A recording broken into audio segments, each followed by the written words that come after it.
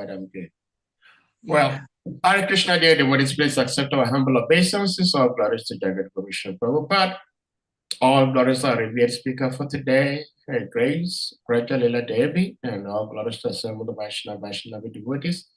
Devotees, we thank you all for being here as always. We're very grateful today. We have our own mother, Mother Vraj, who will be speaking with us, not to us. She always speaks with us. So I'm not sure whether it was, I think it was an error on our part because both two verses have quite lengthy purports. I'm not sure whether because they are related, but there are two verses to be covered today. So yeah, they are related, so yeah, they can just go together. Yeah. So thank you so much. And we will put the verse on the screen. You take it over from here. Hare Krishna. Okay. Hare Krishna. Hari Hari Bol. Om Namo Bhagavate Vasudevaya. Om Namo Bhagavate Vasudevaya. Om Namo Bhagavate Vasudevaya. Narayanam Namaskritya Naranchavam Narotamam Devim Saraswati Vyasam Tato Jayam Hurdayat Nasta Prashu Badreshu Nityam Bhagavati Sevayat Bhagavati Uttama Shloke Bhaktir Bhagavati Nashtiki. So today we're reading from Srimad Bhagavatam, Canto 3, is it? Yes, chapter 13, text 9. Brahma Vacha Pritastubhyamaham Tata Shwashtistadvam Shitishvara Yanir Yalikena Ridya Sadhi Metat Manapitam. And the synonyms: Brahma Vacha, Brahma said, Pritaha, pleased, to be unto you, Aham, I, Tata, my dear son, Shwashti, all blessings, Stat, let there be, Vam, unto you both, Shiti Ishvara, O Lord of the world, Yat, because, Nirvya Likena, without reservation, Rita, by the heart, Sadhi, give instruction, Ma, unto me, Iti, thus, Atmana, by self, Arpitam, surrendered. Srila Prabhupada's translation and purport. Lord Brahma said, my dear son, O Lord of the world, I am very pleased with you, and I desire all blessings for both you and your wife. You have, without reservation, surrendered yourself unto me with your heart for my instructions. Srila Prabhupada's purport. The relationship between the father and son is always sublime. The father is naturally disposed with goodwill towards the son, and he is always ready to help the son in his progress in life. But in spite of the father's goodwill, the son is sometimes misguided because of his misuse of personal independence. Every living entity, however small or big he may be, has the choice of independence. If the son is unreservedly willing to be guided by the father is 10 times more eager to instruct and guide him by all means. The father and son relationship is exhibited here in the dealings of Brahma and Manu is excellent.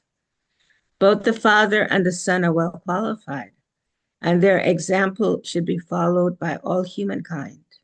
Manu, the son, unreservedly asked the father Brahma to instruct him, and the father, who was full of Vedic wisdom, was very glad to instruct. The example of the father of mankind may be rigidly followed by mankind, and that will advance the cause of the relationship of fathers and sons. I'll read the next text. Okay, yeah, go on and read the next text. I'll just read the translation. O hero, your example is quite befitting a son in relationship with his father. This sort of adoration for the superior is required. One who is beyond the limit of envy and who is sane accepts the order of his father with great delight and executes it to his full capacity. Srila Prabhupada's purport. When the four previous sons of Brahma, the sages Sanaka, Sanatana, Sanandana, and Sanat Kumara refused to obey their father, Brahma was mortified, and his anger was manifested in the shape of Rudra. That incident was not forgotten by Brahma, and therefore the obedience of Manu Swayambhuva was very encouraging. From the material point of view, the four sages' disobedience to the order of their father was certainly abominable. But because such disobedience was for a higher purpose, they were free from the reactions of disobedience. Those who disobey their fathers on material grounds, however, are surely subjected to disciplinary reaction for such disobedience. Manu's obedience to his father on material grounds was certainly free from envy. And in the material world, it is imperative for ordinary men to follow the example of Manu.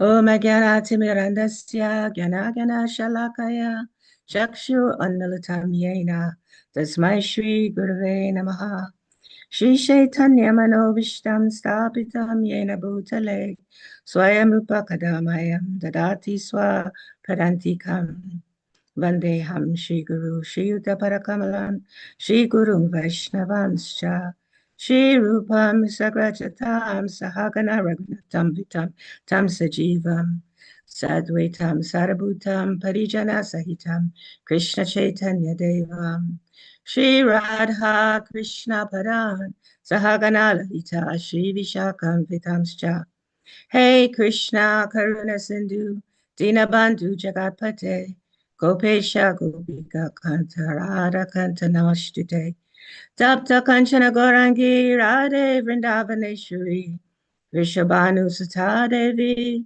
Pranamami Hari Priye Panchakalpatarubhyascha Kripa Sindhubhya Evacha Patitanam Pavanebhyo Vaishnavebhyo Namo Namaha Hare Krishna, Krishna Krishna, Hare Hare, Hare Rama, Rama Rama, Hare Hare. Nama Om Vishnu Padaya Krishna Prastaya Bhutale, Srimati Bhaktivedanta Swaminiti Namine. Namaste Saraswati Devi Gauravani Pacharine, Nirvishesha Sunyavadi, Pastyathyadi Shatarine. Nama Om Vishnu Padaya Krishna Prastaya Bhutale, Srimati Bhaktivedanta Swaminiti Namine. Namaste Krishna Padaya Prabhupada Shitatmane, Shri Gaura Karuna Shakti, Bhaktivedanta Namine. Hare Krishna, Hari Hari Bol, dear devotees. Thank you very much. I'm very grateful to be here. I've been away for a bit, and I've been missing all of you. And I just thank you for welcoming me to the Sangha. I'm always very grateful. So we're going to talk about something really important. And as I read this verse this morning, I tried to read it last night, and it was just so much. I was like, ooh, I'm going to get up early and try to see what Krishna wants me to hear from this verse. And Guru and Krishna. So this verse is very relevant to all of us, right? Especially those that have children, especially fathers that have sons. It's very relevant. And it's also very relevant for those of us that are disciples, initiated disciples, because our gurus, once one is taken spiritual initiation, the guru is the father. The guru is ultimately the father. And simultaneously, Even when a father is practicing Krishna consciousness, he's the guru for the child. And so these instructions that are given from Lord Brahma, they're very important for us to kind of just dive a little deeper into what these instructions mean for each and every one of us. And so here we see Vidura is speaking to Maitreya, and Vidura is asking questions. And that's the basic understanding of Bhagavatam. Bhagavatam consists of prayers and devotees asking questions. So much of Bhagavatam focuses on different kinds of prayers to help us to understand how to connect with the Supreme Lord. And of course, questions help us to go deeper in some of these prayers when we question the prayers, or in this case, when we question these instructions that we will see as being given to Brahma. So in this verse, Brahma, I look at the text again, I have the book. Brahma is speaking, and he's speaking to Swayambhuva Manu. That is his son, right? And he says, "O Lord of the world, I am very pleased with you." So Swayambhuva Manu, he's called Lord of the world because he's the first Manu, the first being that's created. Well, actually, Lord Brahma made quite a few creations in the beginning. However, Swayambhuva Manu, who resides in Swargaloka, is one of those, is the first Manu. There are many Manus following Swayambhuva Manu. So he says, "I am pleased with you, and I desire blessings for you and your wife." So we can understand that Swayambhuva Manu was born from Lord Brahma's mind. I mean, it's described in different sastras of how Swayambhuva Manu came about. However, when Brahma created Swayambhuva Manu, simultaneously, Ashutarupa, I think her name she was created at the same time with Swayambhuva Manu. And they were created by Brahma to assist Lord Brahma in service. So here, Brahma says, "You have without reservation surrendered yourself unto me with your heart for my instructions." So now we're going to go a little bit deeper into understanding what does that mean to surrender with our hearts for the instruction of the spiritual master or the father, whichever, if we're thinking about, even like I said, a father that's fully situated in Krishna consciousness is also a guru. So if we're thinking of the father as being the spiritual master that comes in parampara, or we're thinking about the father that is been designated as a father that is serving the guru, these instructions are for either one of them. And so Brahma Lord Brahma is blessing Swayambhuva Manu and his wife because why? Because they are following his instructions. And so we read in the purport that, well, let's look at what Prabhupada helps us to how Prabhupada helps us to understand this instruction, or why Brahma is glorifying Swayambhuva Manu, appreciating Swayambhuva Manu, acknowledging Swayambhuva Manu. Why is Brahma doing that? And Prabhupada gives us the explanation. And so first he's explaining to us that the relationship between the father and the son, that is always very sweet. I'm not talking about the toxic world as it is today. We're speaking about culture.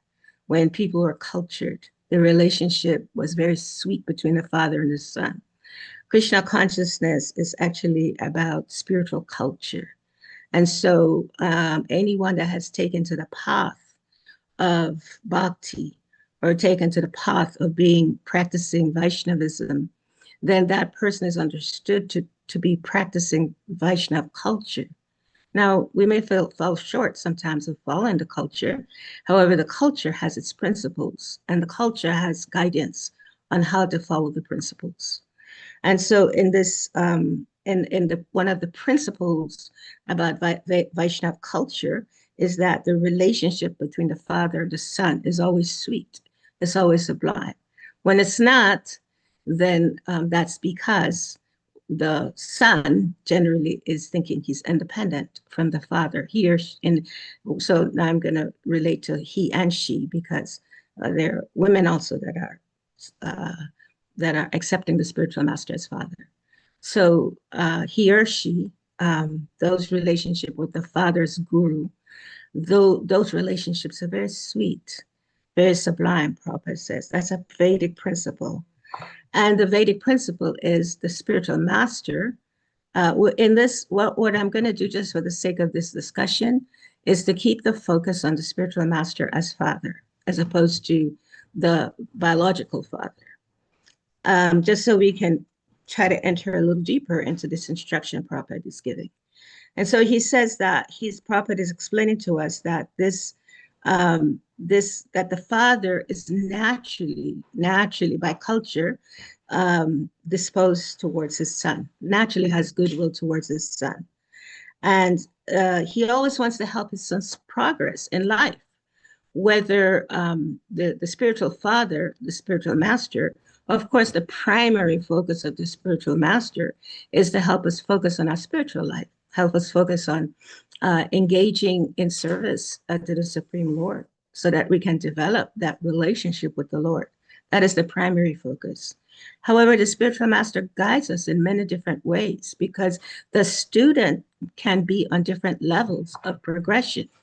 And so the spiritual master often enters into the world of the student in order to help the student. Primarily, the spiritual master's duty, as we said, is to help this student to become a lover of God, a lover of Krishna. However, he understands not everybody can come to that level immediately. So his purpose is to guide, is for guidance. And so Prabhupada says here, but however, in spite of the goodwill, the son, sometimes misguided because of his personal independence. And so when we talk about personal independence, and we're again talking about the disciple and guru relationship, that personal independence often comes from doubt with the spiritual master. The disciple can have some doubts.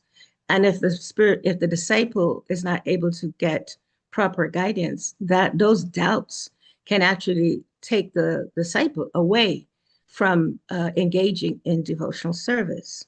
So this is another principle. There are many principles in this verse that's given to us by Srila Prabhupada. The principle is once we start questioning the spiritual master, then there's all possibilities that we can start losing taste for the spiritual path of bhakti. And there's all possibilities that we can fall down. I remember once I was at a class with Jayadvaita Swami, and he was on a podium, a raised platform, and he was speaking Bhagavatam.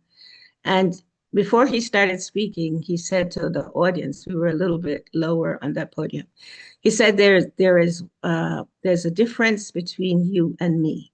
And it was quite interesting because Jayadvaita Swami, you're kind of always curious, what is he going to say? And he said, the difference between you and me is that you're down there lower and I'm up here higher, and I can fall from where I am higher to where you are lower. So please, he was asking his audience, please be content with where you are and don't become envious of where I am on this podium, because I can fall from here. I thought that was just such a pertinent example, for what happens to can happen to every disciple, right? In the service of the spiritual master. We become envious at times, whether it comes from doubt or whether it comes from our own lacking of understanding, whatever it may come from envy, we can fall. And so this is the principle that Prabhupada tells us, that everyone has that minute independence. And because we have that choice of being independent, then certainly we can fall from our position. So then Prabhupada says, however, if the son is willing to be guided by the father, so again, the son, the daughter is following the instructions of the spiritual master. If they're willing, that's a big word, to be willing. Willing means to be fully surrendered to whatever it is that the guru wants or whatever the guru might be asking, even if we have some doubt, even if we have some envy, even if we have some concerns. We still follow the spiritual master. And of course, you know, it's not that we're going to blindly follow. However, we're going to follow in such a way where we're constantly in prayer. Dear Krishna, I don't understand this. I don't understand this. Please help me. And Krishna will reveal either that spiritual master, if they're not pure, they will be removed from that situation. Or, yeah, somehow or other, there'll be some clarification at some point in time. And so, then Prabhupada, he expands on this principle. He really wants us to know that the Father is 10 times more eager to instruct and guide the Son, 10 times more eager. So we're talking about Brahma and Swayambhuva Manu and how he's so eager, you know, to instruct Swayambhuva Manu. Why? Because he's on a mission. Who is he on a mission for? He's on a mission for the Supreme Lord, for, in this case, Vishnu. He's on a mission because he was created for a purpose. And that purpose was to give bodies to those persons that were waiting. We are waiting to get these physical bodies. And Lord Brahma's duty is to give them the physical bodies and to also educate them and guide them about how to once again develop the awareness or the understanding of how to come back to the Supreme Lord. Because remember, those personalities, which includes all of us, we're in that stem, so to speak. We're put in that stem to wait because of our some karmic reaction we may be having, to wait. And then Brahma gives that body. And this is the beginning, of course, of the creation as we know it.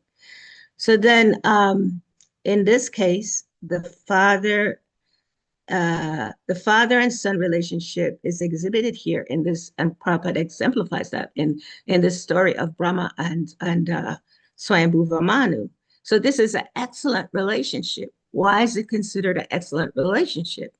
Because Brahma, when he's on a mission, and his mission is to give the living entities bodies and help them to become more aware.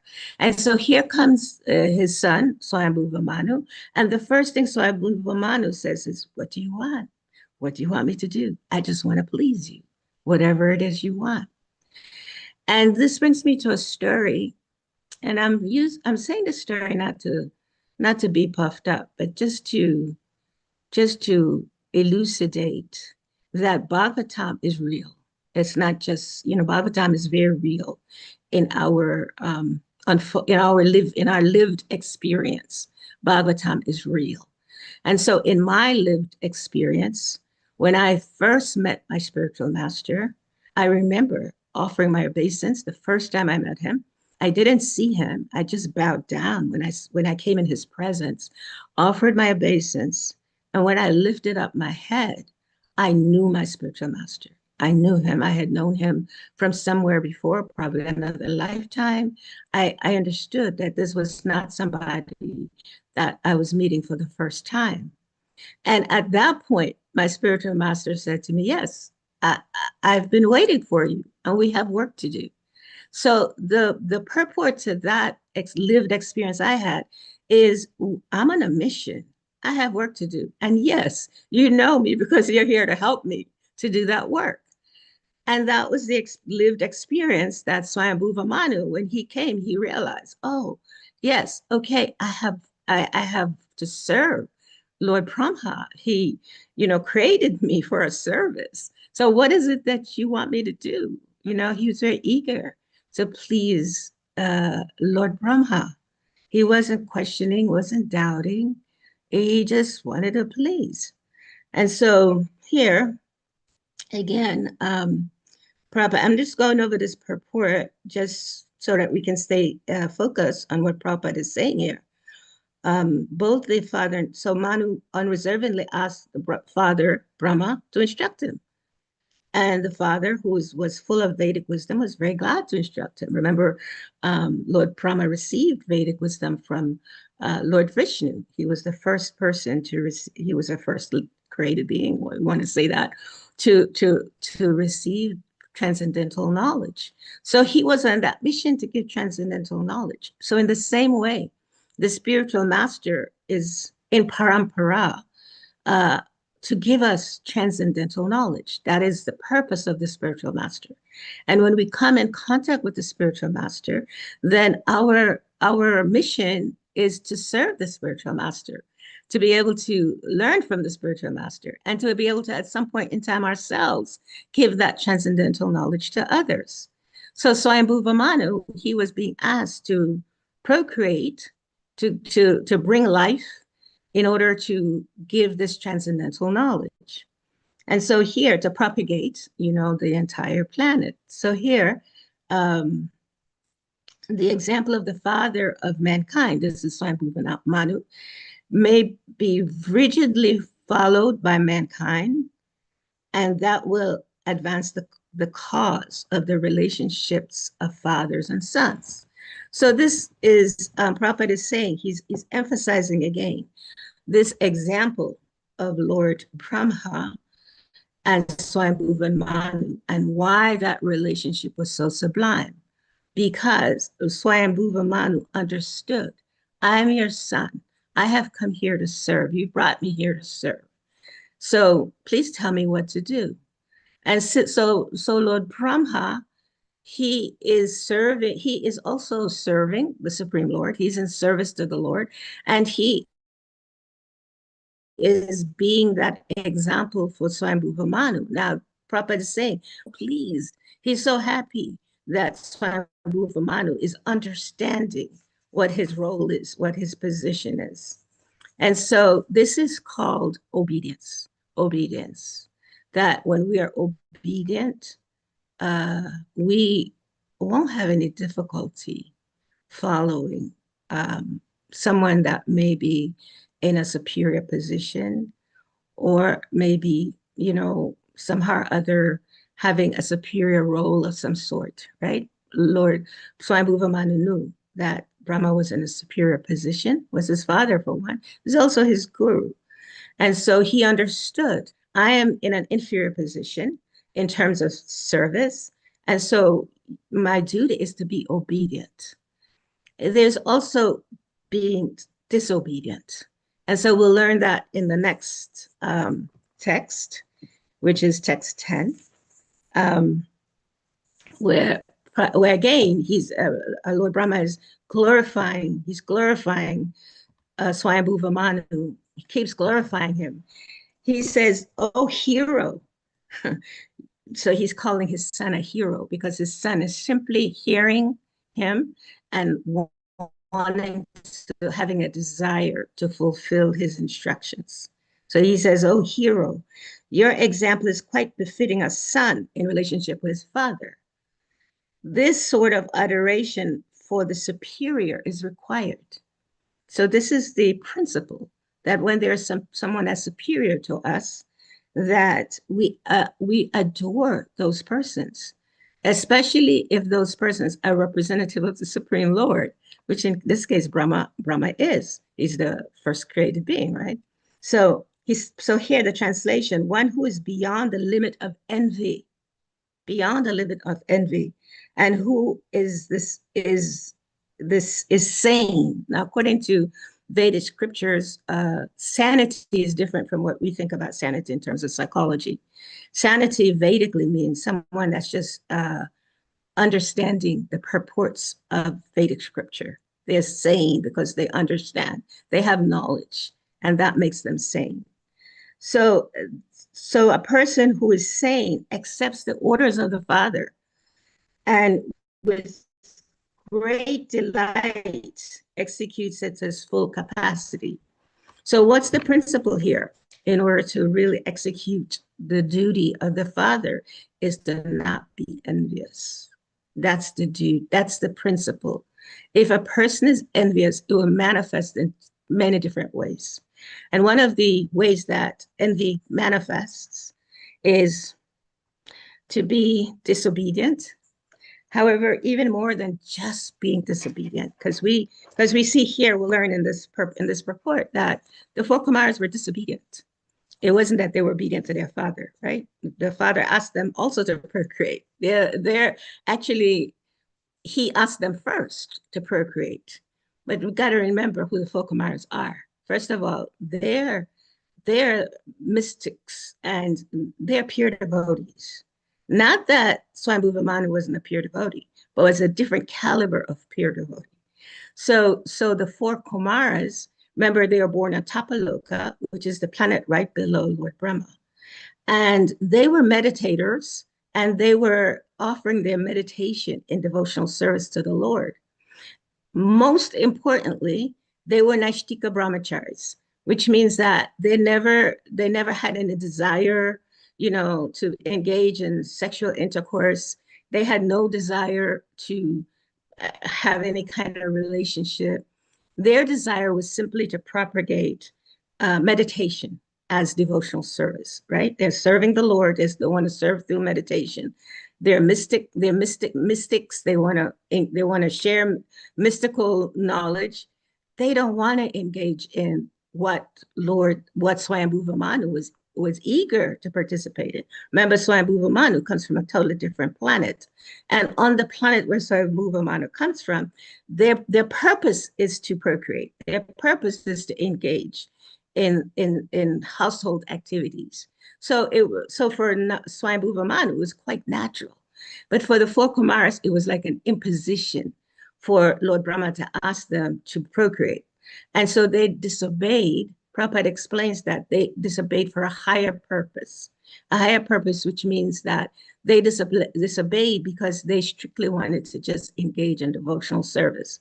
Prabhupada emphasizes that no one should act on that platform that of the four Kumaras, because most people on this planet are not qualified to act on that platform of the four Kumaras.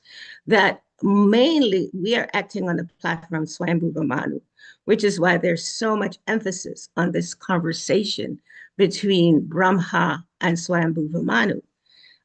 This conversation is the example for us on this planet.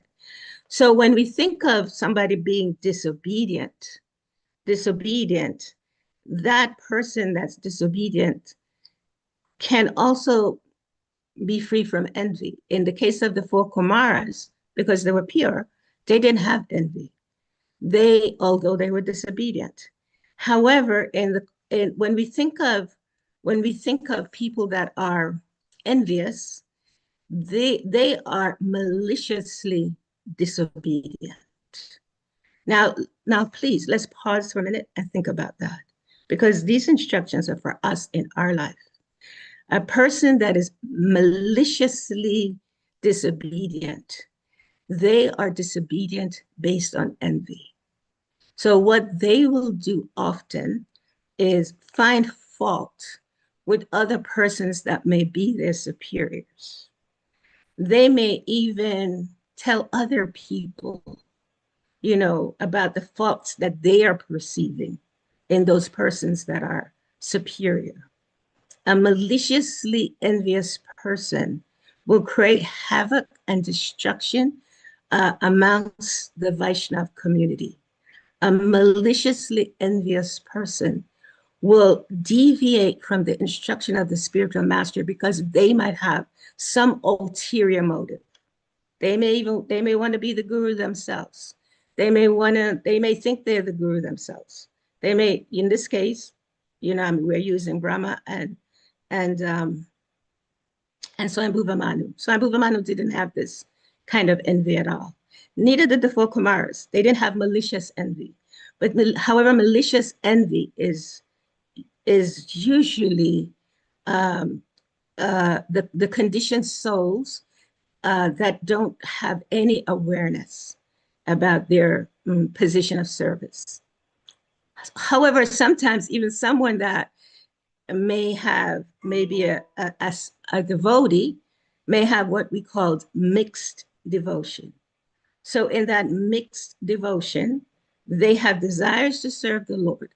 However, they have that envious nature that they want to be like those persons that are maybe their guide or their spiritual teachers or whatever it may be. So this is very subtle. It's very subtle. And so, and this malicious envy can be very extremely destructive because it's so subtle that somebody might not even be aware of it. That, oh, this person is behaving in this way. They're so shastric, they're so knowledgeable, they whatever. But that malicious envy, Krishna knows. Krishna knows ultimately. And so this is for us to be aware. What is this malicious envy? So who are some examples of persons that we could consider that they are in that category, that they were disobedient due to pride, envy, or in some cases, just not pious, right? They may just not be pious. So for example, we have Hiranyakashipu, right?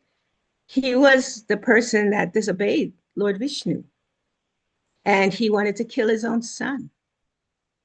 So this entire hate, this hatred for Vishnu comes from simply because Krishna had slayed his brother Hiranyaksha.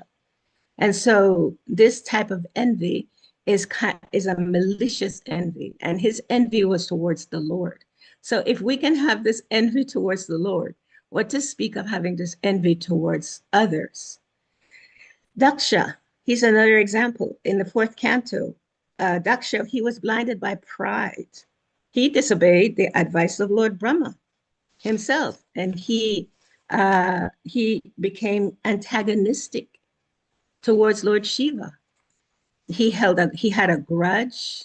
He had a very big, well, definitely had a grudge. He had this big sacrifice, and he didn't invite Lord Shiva, right? We all know the story.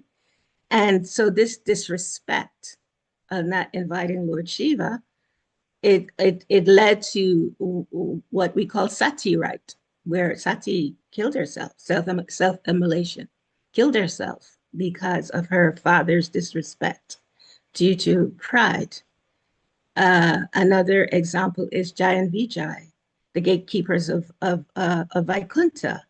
So they disobeyed the four Kumaras. Here we see again the four Kumaras by denying them entry to Vishnu's presence. And because of this, they were cursed to take birth. Now we could say that's the Lord's Leela, and it was the Lord's Leela. However, these examples are for us to learn from. And so Brahma, again, back to this past time, he didn't forget that the four Kumaras were disobedient. He didn't forget. So this is just an example of showing us that when somebody does something to us and we're hurt by it, it can take quite a long time.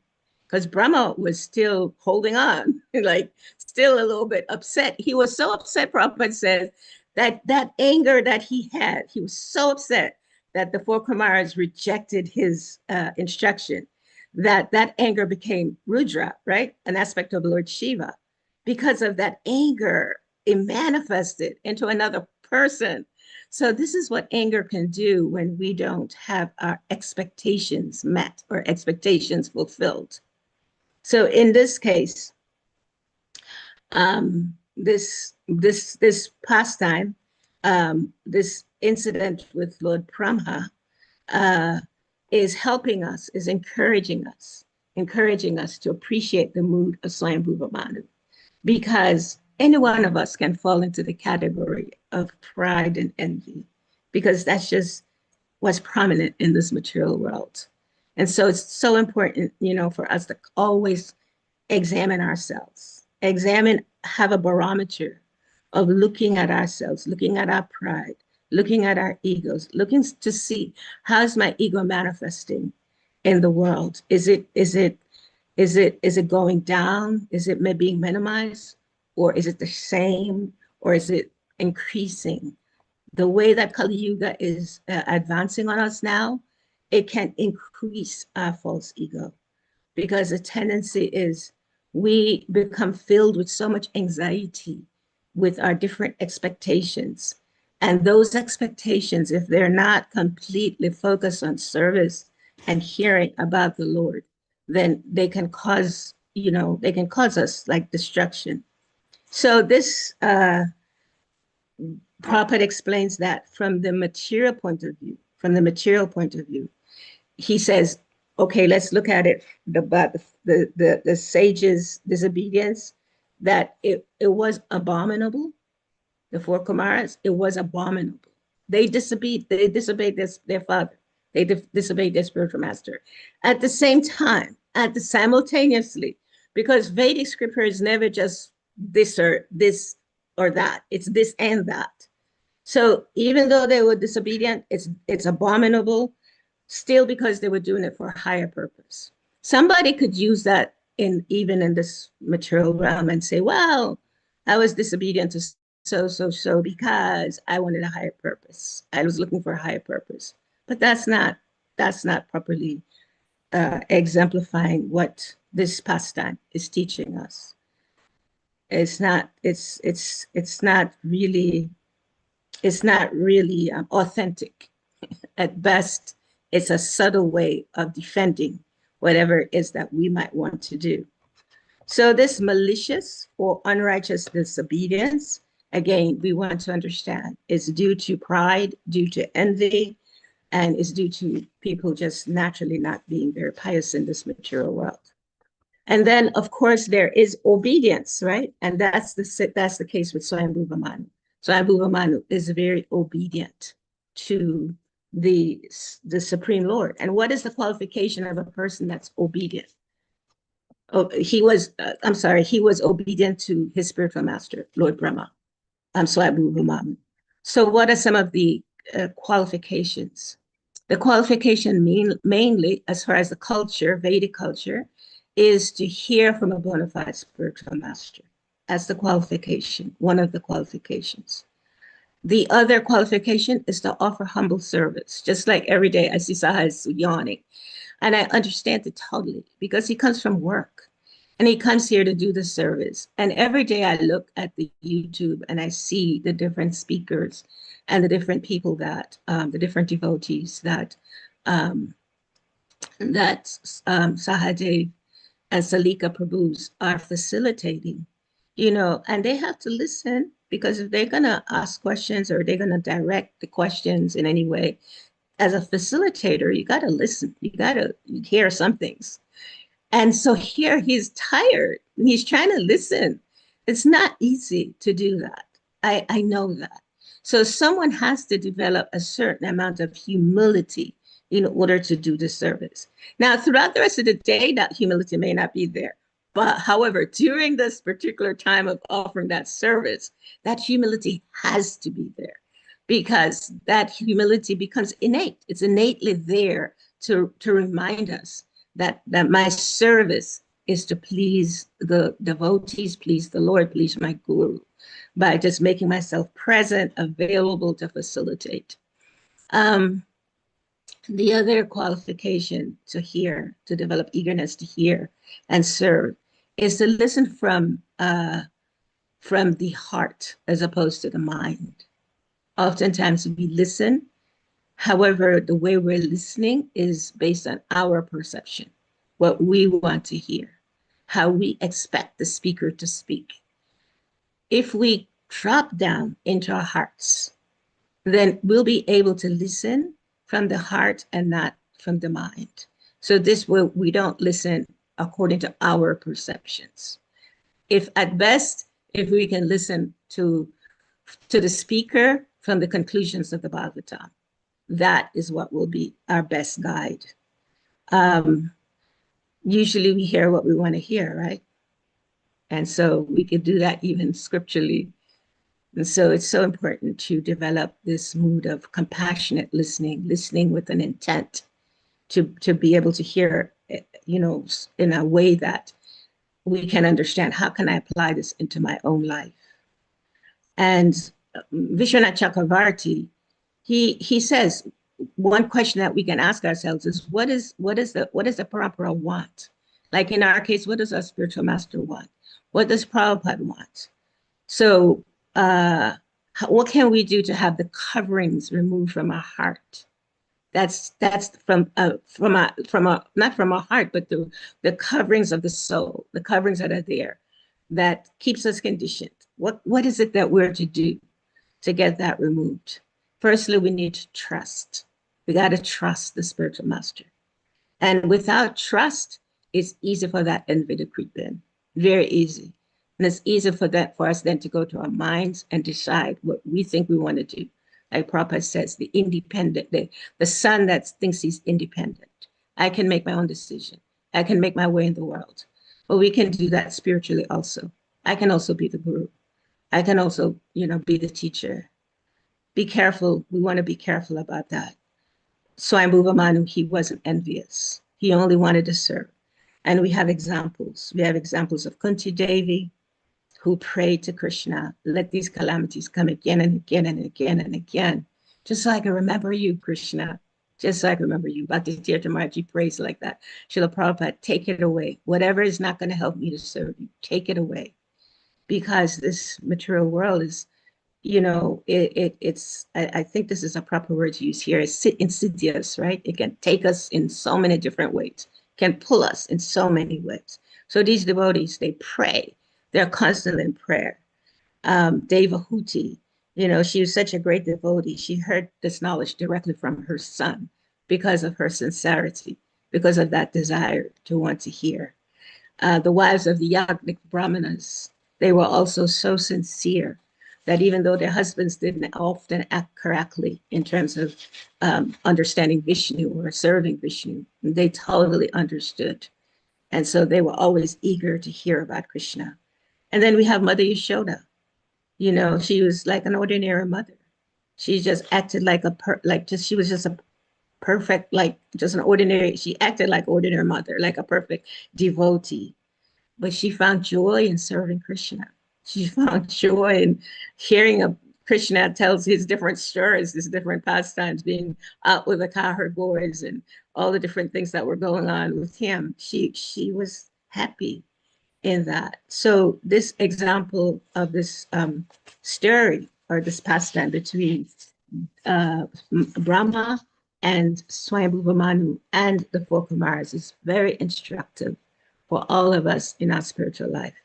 And so let us, join together and try to understand together as a collective how Krishna can you go and let us all go in prayer. Krishna, please help me to move forward. Help me to please minimize this envy that might be there in my heart, that might make me independent, make me think I'm independent. Please help me to be a surrendered soul to your desires through the mercy of the spiritual master. Srila Bhakti Tirtha Maharaj, Srila Prabhupada Ki Jai. Hari Bol. Well, Hare Krishna, thank you so much, the VRAJALILA, of course, as always. Yeah, the text themselves have lots of lessons to give, to share, and you also highlighted and made it much clearer for us to understand. Dear devotees, if anyone may have questions, comments, reflections, realizations you may want to ask or share, please indicate by using the hand emoji or your physical hand, and you'll be asked to unmute to ask your question or share your reflections. But I have one quick remark. It's very interesting you spoke the way you did, because just yesterday, His Grace Advaita Acharya Prabhu spoke, and he spoke so beautifully here. And there was a question as to when someone is trying to serve and please his superior, and the superior does not show any appreciation, should the devotee continue to serve the superior? And there were lots of contributions given, but we are seeing here today how Lord Brahma is expressing appreciation to his son, Swayambhuva Manu, for accepting the role that he asked him to take. And so we were saying that even though one does not do anything for recognition, but it is very important as human beings to express appreciation when someone is doing something right. If nothing at all, that will encourage the person to understand that what I'm doing is right. My superior approves of it, so let me continue doing it. It's not like somebody is doing something to be praised for the sake of just getting or receiving praises, but just to correct yourself and realize that, hey, what I'm doing is okay, then you continue to do it after such appreciation.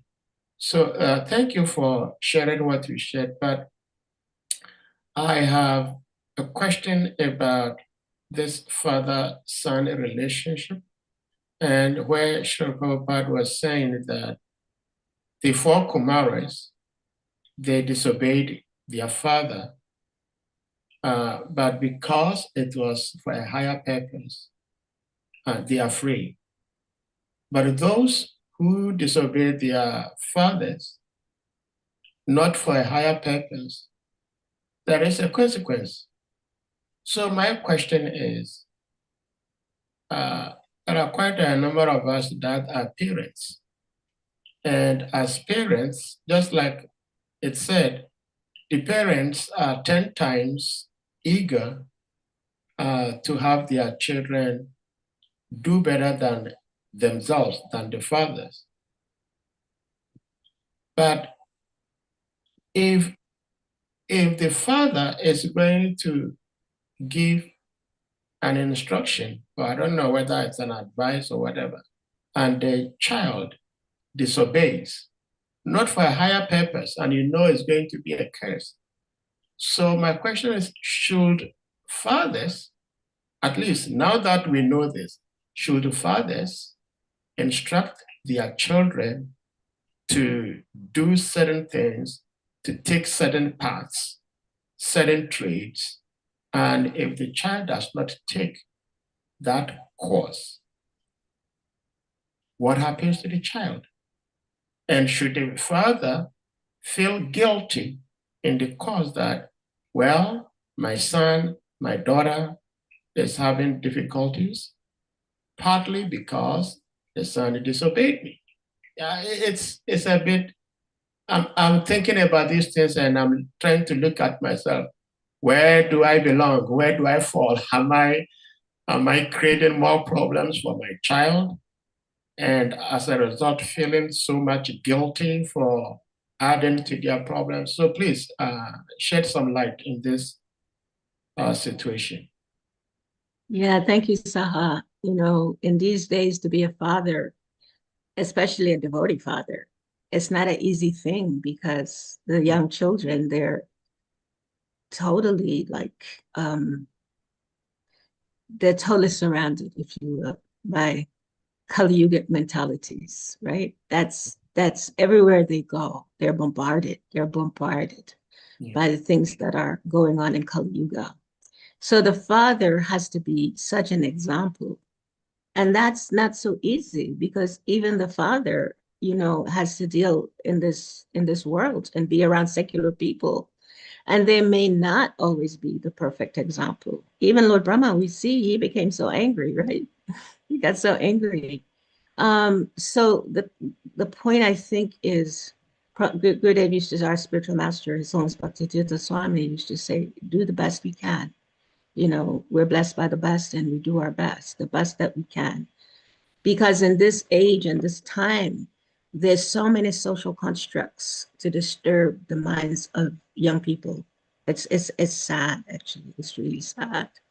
And so even when the parents do their best, they may try to be the best of examples, but still the child has independence. The child has a choice. And so the child may choose to do differently than the parent. Now, for the parent to have guilt about the direction the child chooses, that parent need to remember that Krishna our life is being directed by Krishna ultimately, right? It's by the modes of material nature, yes, but even the modes of material nature is definitely organized by the Supreme Lord. So to remember Krishna in whatever is going on with the child, that by the parent being an example, if a child chooses to do activities that are adharmic, then Krishna will intervene based on the parents being examples, right? And the parent don't have to be guilty because the child has its own karma also. And the child has to go within their own direction with their choices, right? Their own choices. If the parent can still be supportive to that child, now this is the social part of it. The social part is we always want to, show love no matter what. Just like with us, we are all such what do you say? Like, at least I can speak for myself, um, I'm not thinking of a word right now, but anyway, as a conditioned soul, the guru was so kind, so kind, just so patient, so tolerant, to even though I might have want to hold on to my conditioned tendencies, the guru was always like being gracious and kind and not saying, oh, but you have to do this or you have to do that. The guru was, even though I might have made some mistakes, the guru was always there. The guru didn't take away, the kindness or the compassion or the love. And so I think that it's important for parents to be like that. If they don't take their love away because a child chooses something that they may not expect or they may not want, that they still are able to show that child compassion and love. That, I think, is the remedy for being guilty. Just, and how to do that sometimes is kind of hard because, like we saw, Brahma got totally mad with the four Kumaras. He got absolutely mad, and they were doing something righteous. you know so when we see somebody doing something unrighteous, how can we still extend love? That's the question for us. Well, thank you so much.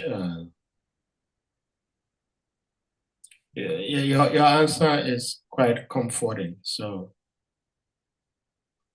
at least some of us are not going to shoot ourselves in the head. Thank you so much.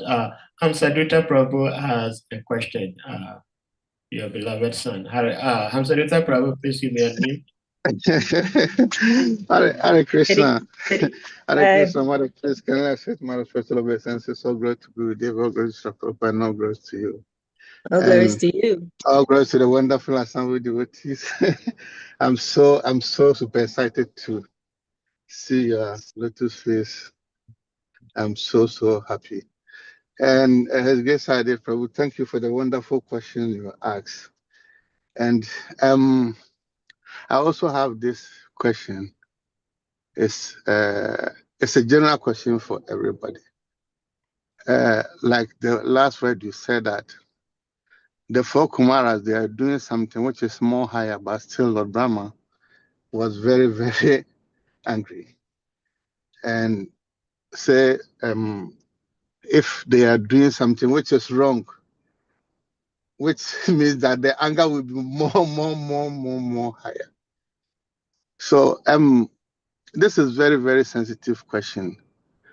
As parents, for instance, it is said in proverb in Africa that what the old can see if it's sitting, even a child climb the highest tree he cannot see, because you have been there, see most of the mistakes which you did, which affected your life so much. So most of the time, as parents, they try to advise the children that if this is happening, this is what is going to happen. And sometimes when the problems happen, it takes a lot of years to resolve it. And some of them will affect your life completely. So here is the case that most of the times, the two parents, if one try to correct the child or trying to advise him, don't do this, don't do that, this will end this. And sometimes it happens that one becomes sided with a child just to win the love of the child. And it becomes so difficult because, so mother, in these situations, as a parent, either the mother or the father, do you still have to continue advise the child or try to tell him the right things or try to guide the child? Because doing so creates a lot of misunderstanding. And sometimes it make it happen that the child, he's a child, he don't know much in life, and he beginning to think that maybe you hit him or you hit her. So in this situation, what should you do? Do you just have to keep quiet and let him face his karma, or what are you going to do? This is my humble question, Mother. Hare Krishna. Thank you so much, Varun, for that question, because, there's two ways we can look at that question. Firstly, Lord Brahma, he was instructed by Lord Vishnu to do a particular service. And he created these living beings to assist him to do those services. And the four Kumaras, they refused, right? They didn't want to do the service Lord Brahma asked them to do. Now, that's what made Lord Brahma angry, because the services was not necessarily for Lord Brahma. The services were, the instructions to procreate so that they could give transcendental knowledge to the people in the world. And so therefore, Lord Brahma became angry because he wasn't being supported with his service. Now, Brahma's anger, he became so angry. We know that, he created, another living being from his anger. And so we can understand from that anger is not the best way to approach any situation, right? So, okay, now we have the situation, and we're not going to use anger, which within anger can be violence, which means hitting a child. Of course, there's different social perspectives about this. In America, the social perspective is never to hit a child. I was also in Africa, and I know there's a different social perspective. So we want to understand these way of how we train children is socially constructed depending on culture. And that is related to material culture. It's not related to the spiritual paradigm, the spiritual culture. And so that anger of Lord Brahma was part of the spiritual culture, because that was to procreate. When a child is doing something in material world where they're going to suffer, because you've been through it, like you said. That was such a nice example you gave, right, of the child on the top of the tree. So somebody have experience, it's their duty to share. Okay, this is going to happen. This is going to happen if you do this. These are naturally the repercussions. However, the child does have their independence, and that's the point Prabhupada made in this pastime. That that they have to suffer. That's whoever has posted that.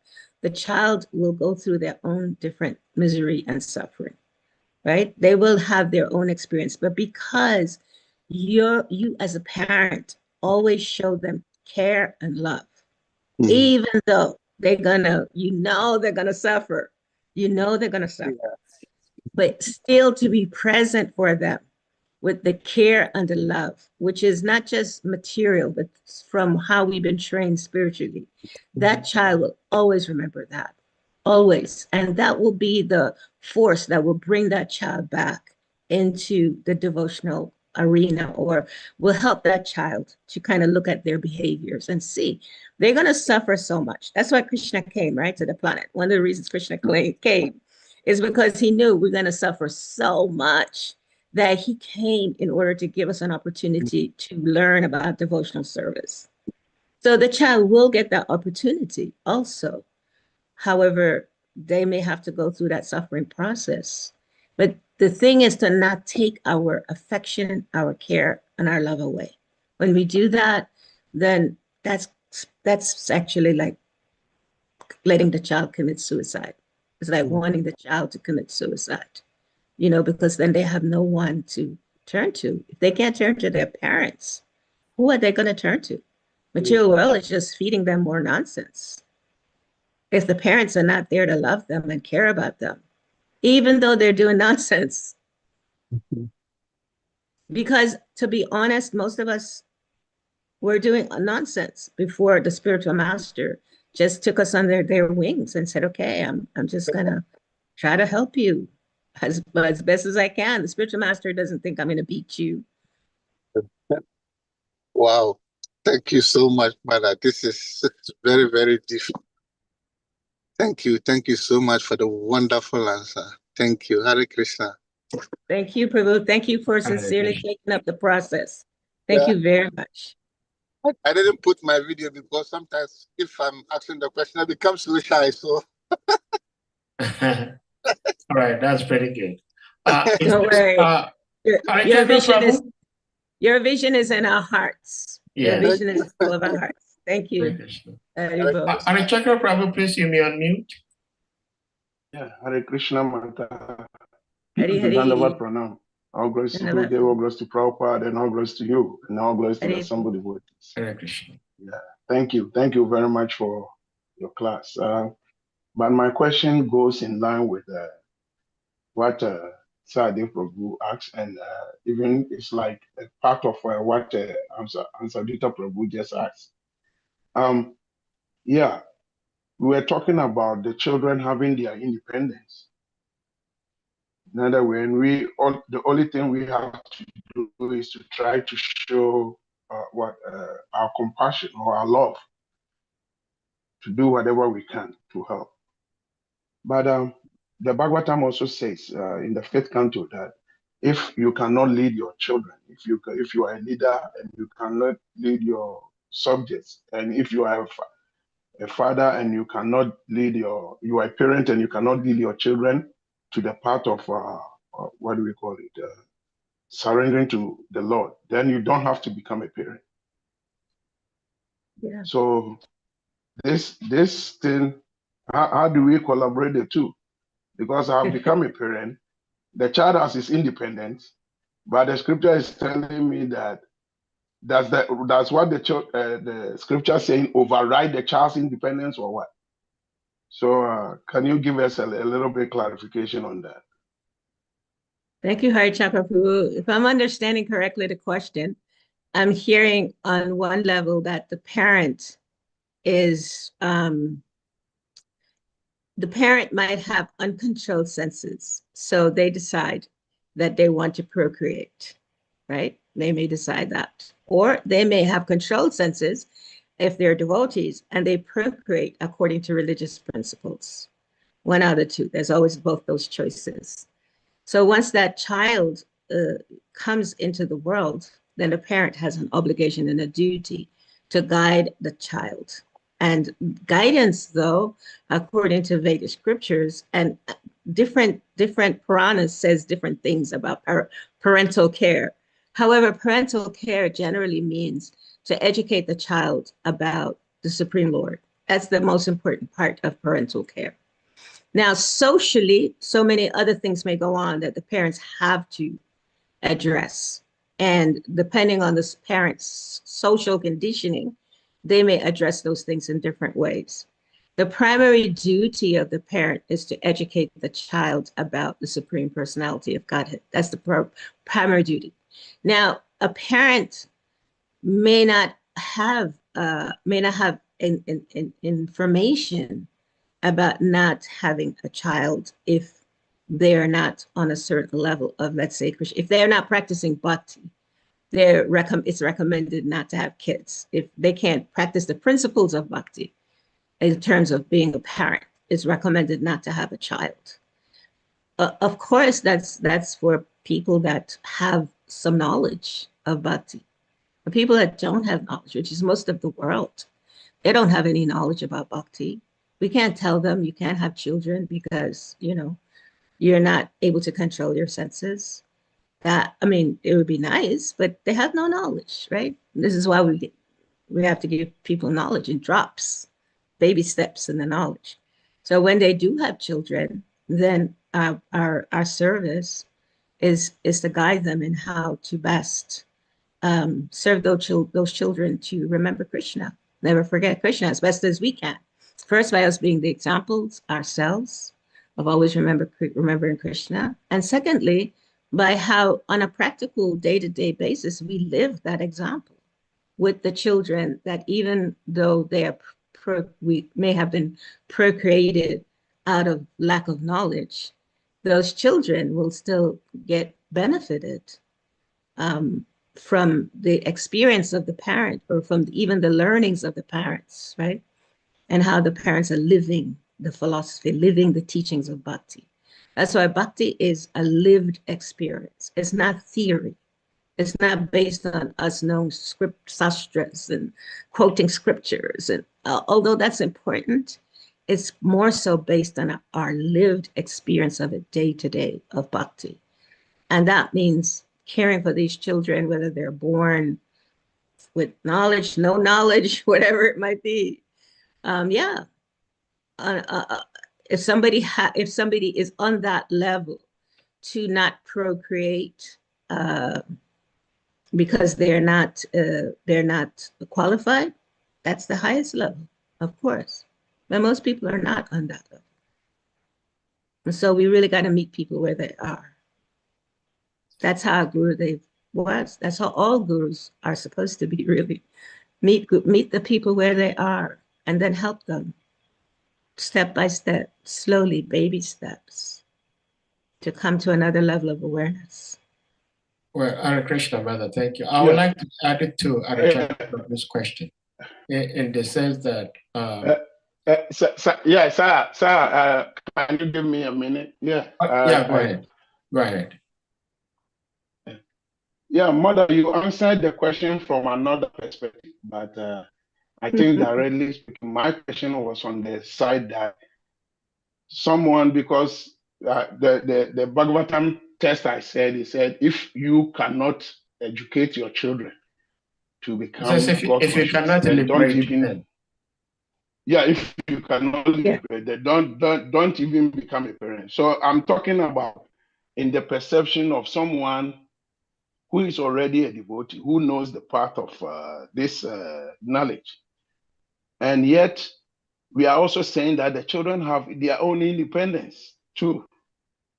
Yes. So, if the parent is trying to put this child on the path of liberation, but because this child also has independence, then doesn't it become a conflicting issue?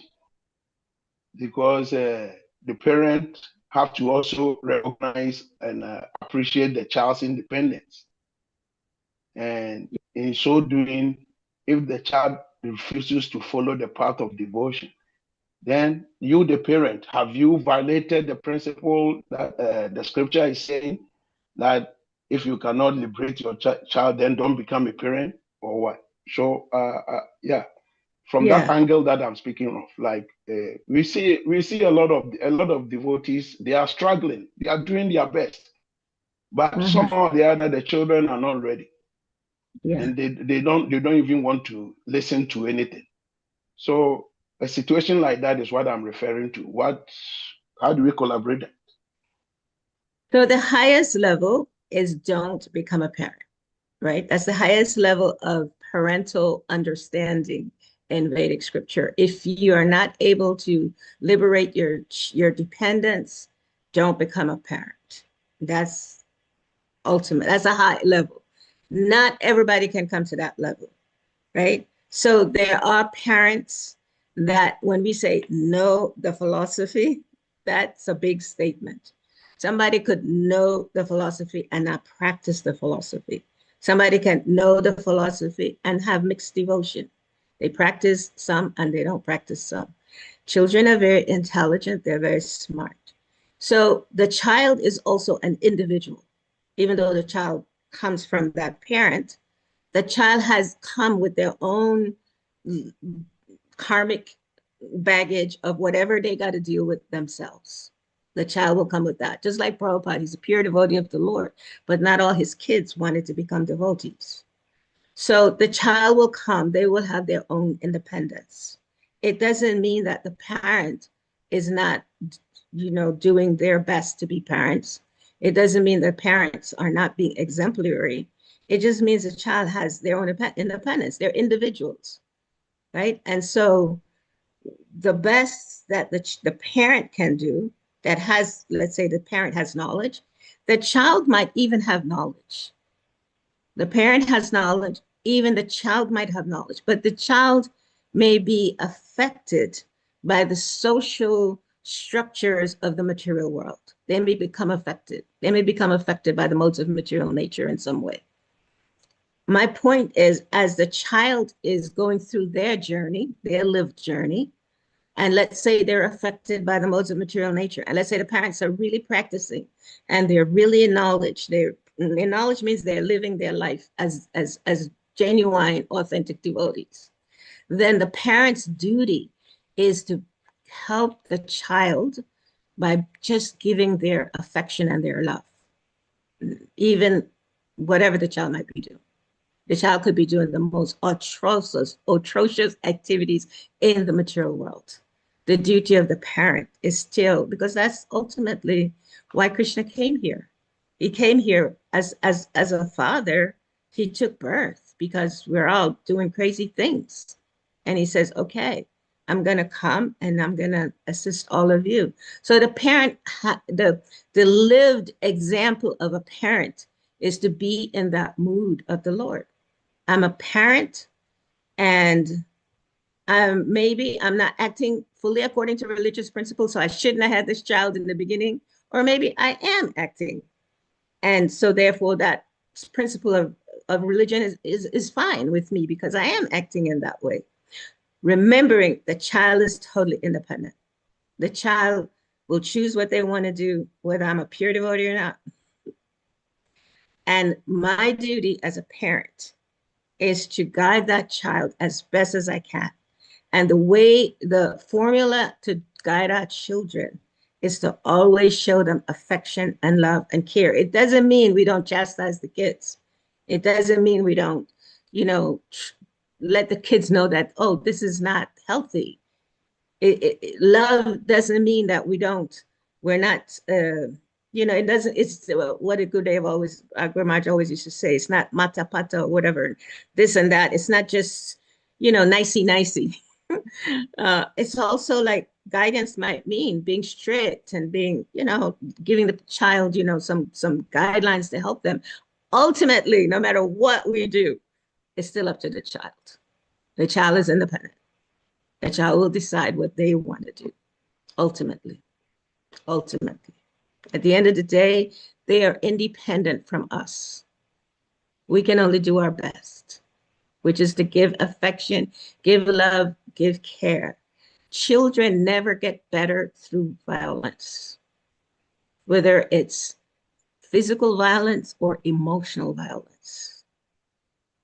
It only affects those children to become more doubtful and more disrespectful of the process of bhakti. Hare Krishna. Thank you so much. Madhava Thank you, Prabhu Mata. Thank you. Yeah, Madhava Prabhu has his hand up, but I have one quick message I would like to share on the screen, which kind of help throw some limelight on this topic. It's a letter that Srila Prabhupada wrote to His Holiness Sasarup Maharaj as early as 68. So let's see this.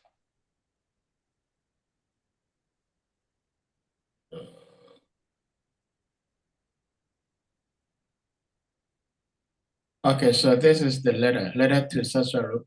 Of course, that time he wasn't Maharaj. But this is January 22nd, 1968. Srila Prabhupada was at Los Angeles. And going down to the area I want us to says, you have accepted me as father. So I have also accepted you as my dear and real son. Relationship of father and son on spiritual platform is real and eternal. On the material platform, such relationship is ephemeral and temporary. Although I cannot give you anything as father, meaning, excuse me to say, materially speaking, still, I can pray to Krishna for your more and more advancement in Krishna consciousness. Srila Prabhupada is saying this. He can pray to Krishna for his more and more advancement in Krishna consciousness. Then he ends by saying, your sincerity and service mood will always help you in advancing your genuine cause. And I found this to be very, very relevant to what is being discussed here today, that Mother concentrated her speaking on the relationship between the spiritual master and the disciple as father and son.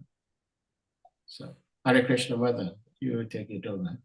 And then if Madhuvan still has a question, we'll go to Madhuvan Prabhu. Madhuvan Prabhu. Yeah, if I can just share something Yes, real please. quickly.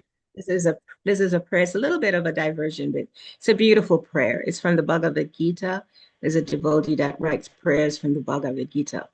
And this prayer says, let me remember that my life story is a part of your story. He's writing this in relationship to Krishna. Let me remember that my life story is a part of your story. So nothing is independent from Krishna. He says, my dear Lord, you are always with me in the chariot of this body, just as you were with Arjuna on the battlefield. Please, O Lord, let this beatific vision of the human divine partnership between the enduring image that resides and presides in my memory. Let this be the centerpiece of the story I tell myself internally as my life story unfolds externally with its inevitable ups and downs. The world outside and the mind tell me many stories, stories in which sometimes I'm a winner and sometimes I'm a loser. These stories are always centered on either what is done to me or what is done by me. But both what is done to me and what is done by me are meant to be a part of your magnificent and benevolent plan for my ultimate welfare, and indeed for everyone's ultimate welfare. Let this remembrance of your merciful integration of my life story into your plan be the guiding and guarding light for all my decisions. Let it be the guiding factor that pushes me forward, even through difficult situations. Let it also be the guarding factor that keep me away from knee-jerk reactions that take me away from you. My dear Lord, bless me so that my life journey can always remain a harmonious part of your unfolding ultimate story. So basically, this prayer is from the first chapter of Bhagavad Gita, 114, where Krishna is there with Arjuna on the chariot. To remember that anything that's going on with us is a part of Krishna, everything.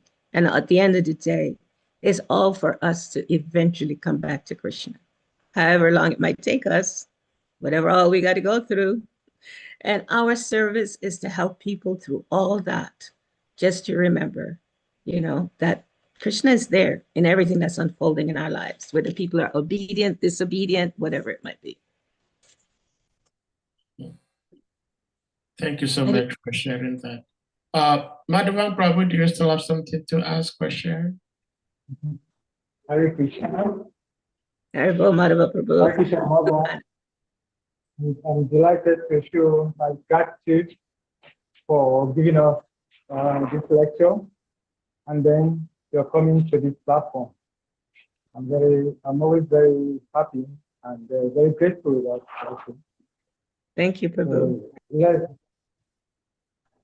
So I want to, what's the fate of those of us that disobeyed our parents and joining Krishna consciousness?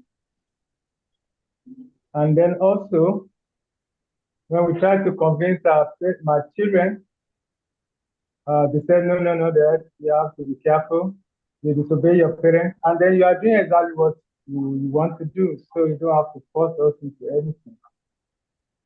So I think one, you just live a very exemplary life, and then also to guide them and support them. Also, it's necessary to support, because my parents refused to support me for many years, which affects me materially. Not until maybe after 35 years in the movement that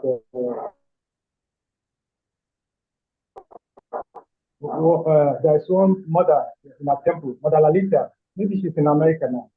So by certain arrangement, she started living very close to my parents' family house, and somehow they just like that woman, and she was able to convince them that what I'm doing is right.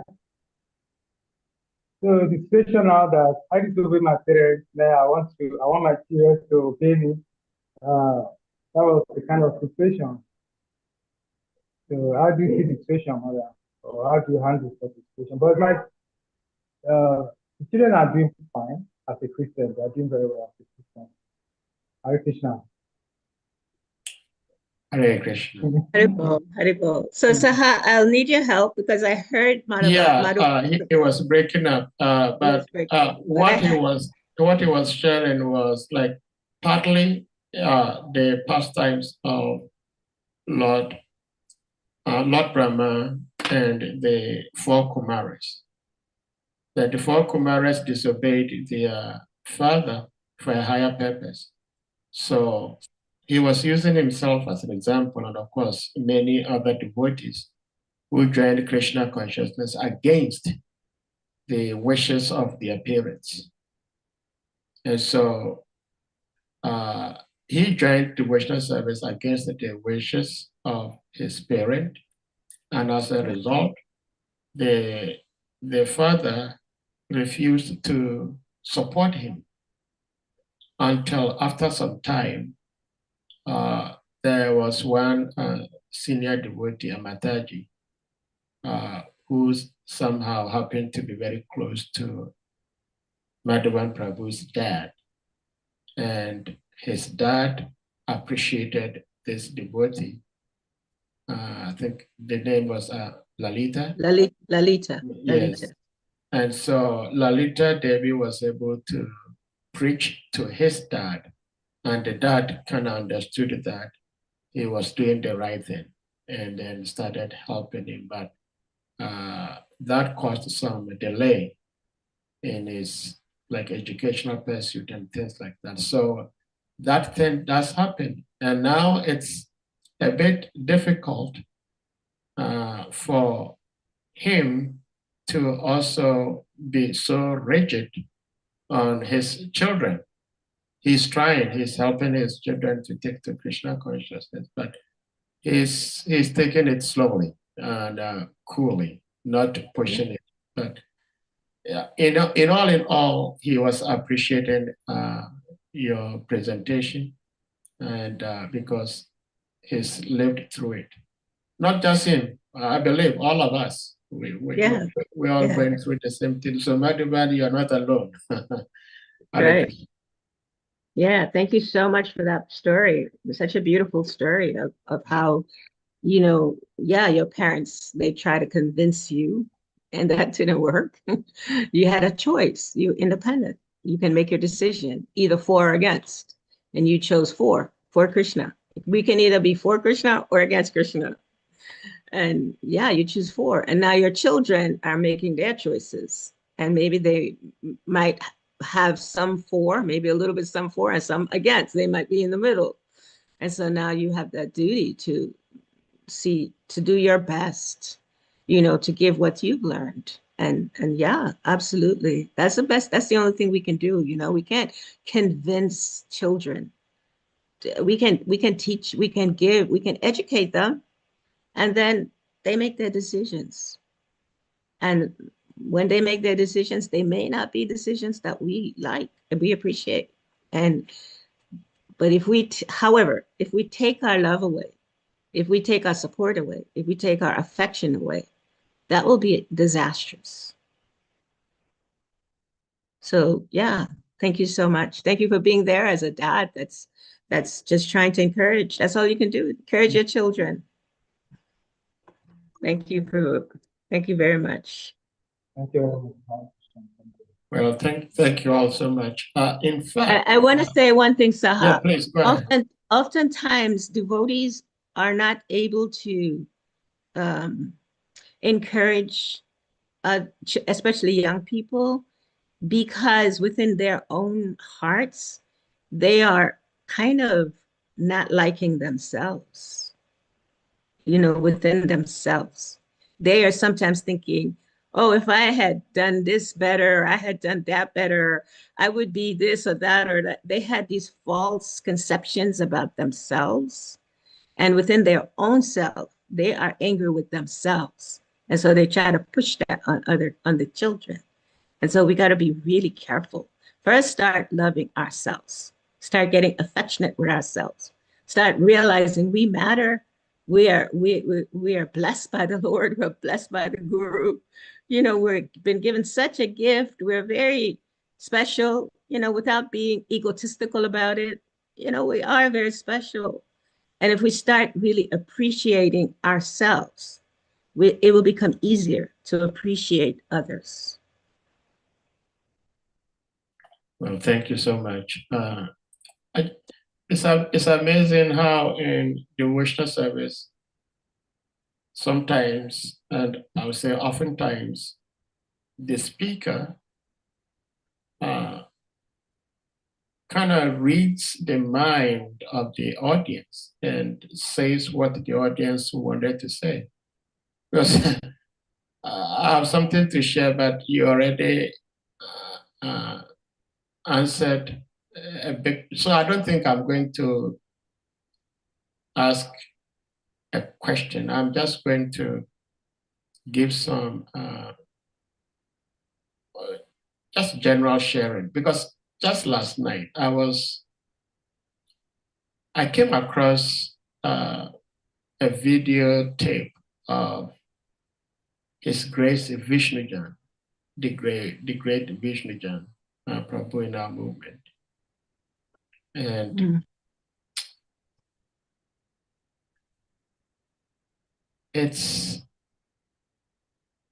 I started asking myself, of course, I'm not trying to say that I'm comparing myself to anybody, but I was thinking to myself, why don't I have the same energy, same spirit as these devotees? Because Vishnujan and lots of his god brothers, god sisters, they were building the Rath, the cart for Lord Jagannath. And women were building the cart. And when you see the enthusiasm with which they were building the cart, and I'm thinking about this because we're reading about Srila Prabhupada saying that you've accepted me as Father, I've accepted you as Son, and this is eternal, and it's real. And I'm asking myself, supposedly I have a father called Bhaktivedanta Swami Maharaj. And what exactly am I doing to serve him, to please him. And why don't I have that love, that energy to do whatever it takes to serve him? So I wouldn't say it's a question per se, but it's a question, but it's not a question to anybody. It's a question to myself. That why don't I have these qualities? Why don't I have this mood? If I have the mood, why is it not showing? Anybody can tell me sitting here, I'm just the most lousy person. So, but it was so encouraging how these disciples of Srila Prabhupada were prepared to do anything and everything to serve Prabhupada. Well, So Sahadev Prabhu, Hare Krishna. I'm gonna, Saha, I'm just gonna ask you, tell me 3 things that you're doing that's pleasing to Gurudev now. 3 things, just 3. Well, I don't know if there is if there is any particular thing I'm doing that is pleasing to Gurudev. That I don't know. Okay, now that you're gonna go out of your head, let's take it out of your head and go to your heart. You know what pleases the Guru. Tell me 3 things that's pleasing to Guru Maharaj. I can say that there are, I know things that will be pleasing to Gurudev, and I'm trying.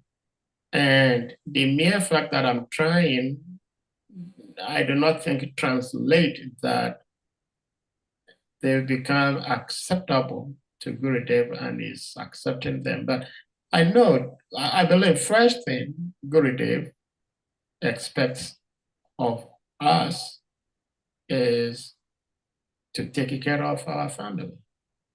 And Okay, I'm trying my best. I'm trying my best to do that. I don't know all right. if my best is good enough. And I think it was Yashodev who was speaking here sometime last week. So in the transliteration, we came across the meaning of Saha. And then he said, oh, Sahadev, so probably this is the meaning of your name. And Saha means to get along. So I said, yeah, that is how I understand it, to get along with the devotees. If I don't get along with the devotees, then I'll be lost. So that is something I'm trying. I'm trying to have devotees association. And of course, I have a little taste in studying Srimad Bhagavatam. And by Guru Krishna's grace, there is this opportunity for me to have access to Srimad Bhagavatam in association of various devotees. There's five times in a week, which I feel is very amazing. But I don't know if these things actually are pleasing to Guru David. I know that they are pleasing, but I don't know if I'm doing it then in such a way that they will be pleasing to Guru David. But that's just what I can say. Hare Krishna.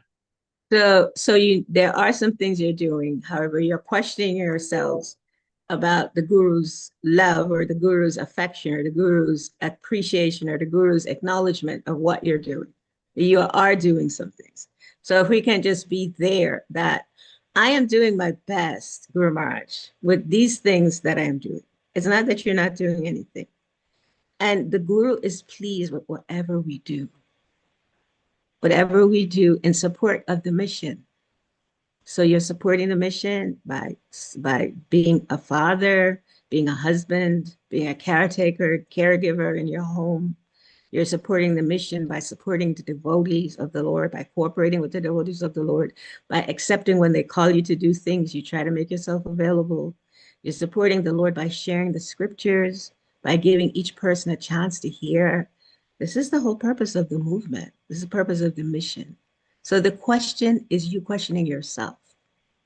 And it's not really a good questioning of yourself. Sorry, so. Because it just kind of goes in a spiral. That's like telling yourself you don't really love yourself, and you do. It's important, you know.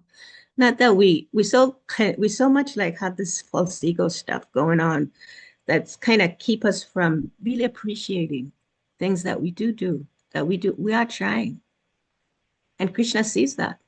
Krishna sees what we do. So don't, yeah. I see what you do. And I'm nobody, but I know Gurudev loves me. I love him. So, and I see what you do. Sorry, I didn't realize I was muted. Thank you. Thank you so much. Hamsadita, probably you have something else to share. We believe this may be the last exchange.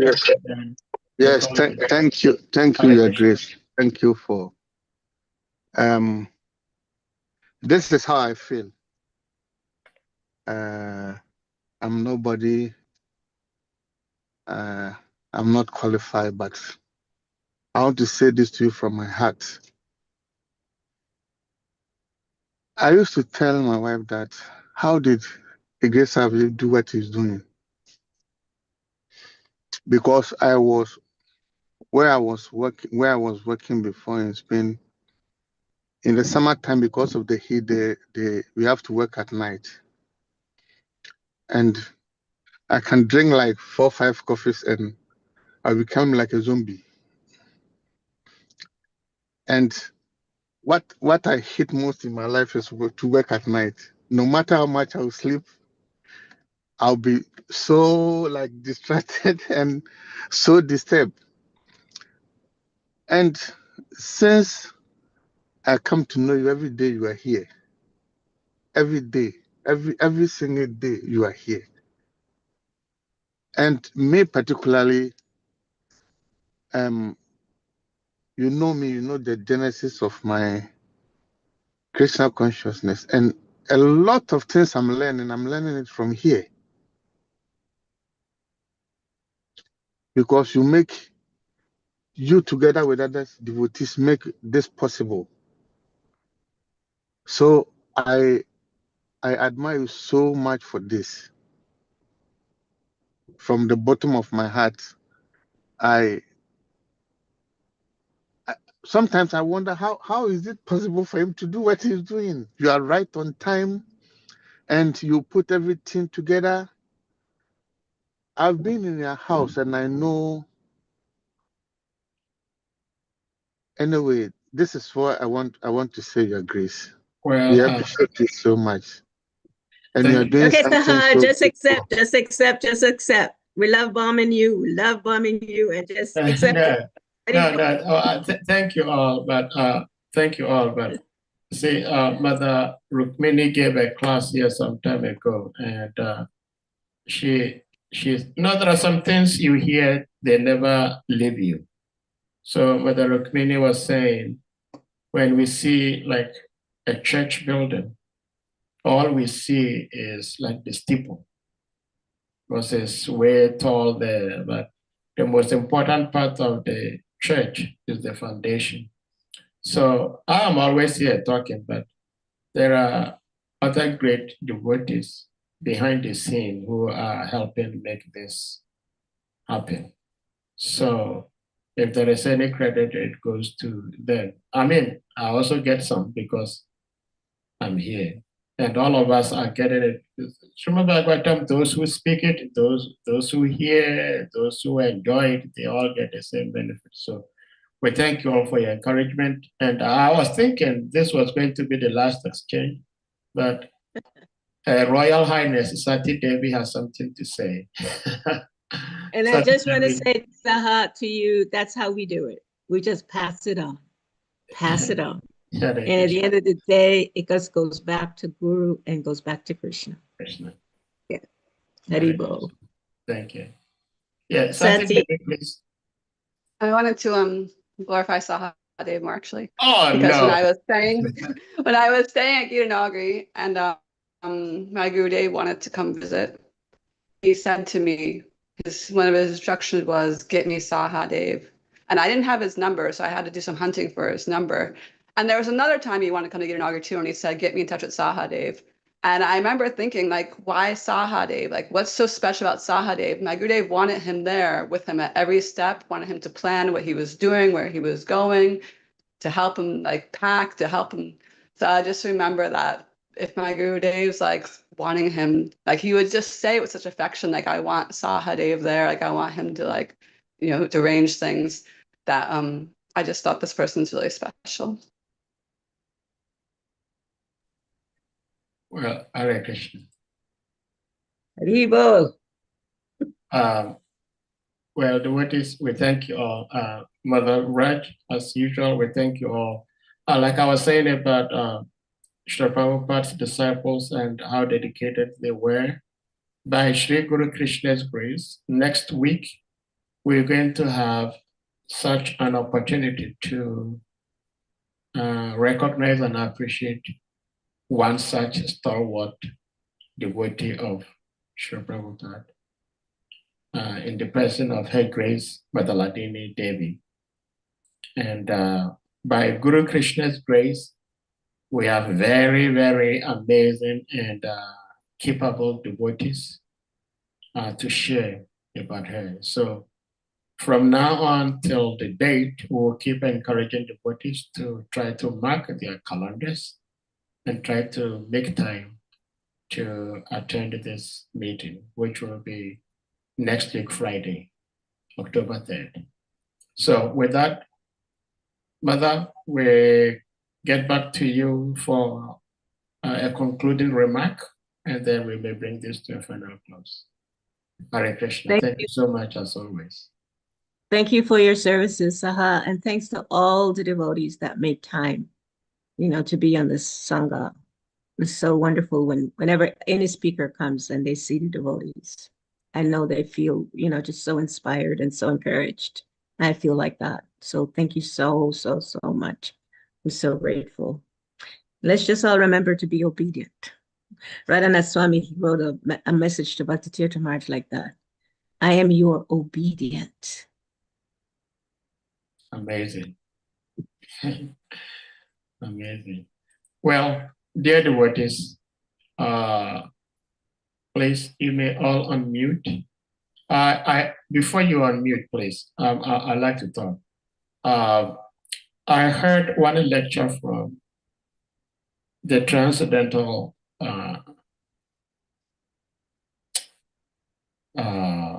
what's the name? The name comes and goes. My brain is frozen. But this devotee said that good deeds are like mothballs. You know, those in America, they call it mothballs.